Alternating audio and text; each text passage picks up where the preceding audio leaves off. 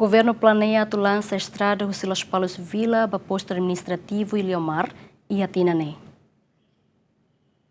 E a fulano de dezembro, Tinancoto, governo Timor-Leste e o Ministério de Finanças assinam um acordo de empréstimo, o total orçamento, milhão hitunulo resunualo, na subvenção milhão tolo, o Banco Desenvolvimento Asiático, EDB, o de reabilita a estrada nacional na Liga Região Leste da Costa Sul, e inclui a estrada Russi Lautem, da posto administrativo Ilhomar. Foi no encontro o Presidente da República, Zé Ramos Horta, sexta-né, Ministro de Obras Públicas, Samuel Marsala Teten, processo para reabilitação na Estrada Nacional ne Lauhela, não espera que se lança e tinane. Pronto, processo ne Lauhela, nebe eu na aula temi, mas processo ne hotu tamau ne programas be lima nenia. Ao espera e tinan ida neni lara ne tawela sina com contrato incluímos ba mihara nenia.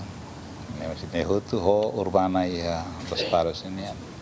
Ter plano, o Ministério das Obras Públicas, durante o mandato no governo, se a dia Estrada Nacional Sira Mutuk, quilômetro atos hat, rua nulo recin hat, ponto ualo nulo recin hat, na bedadão ne, quilômetro atos rua lima nulo, ponto hat nulo recin lima, makasina ona contrato, no quilômetro atos ida hit nulo recin hat, ponto hat nulo, se ia ela processo aprovisionamento. Enquanto o governo mostra de estrada municipal a moto quilômetro atos tolo sanurecin ida ponto sanurecin walo, ne bedadão ne quilômetro atos ida lima nurecin lima ponto walo nulo recin hitu, makasina ona no processo lauhela, no quilômetro atos ida lima nurecin lima ponto tonurecin ida se ia processo aprovisionamento. Agostinho da Costa, GMN.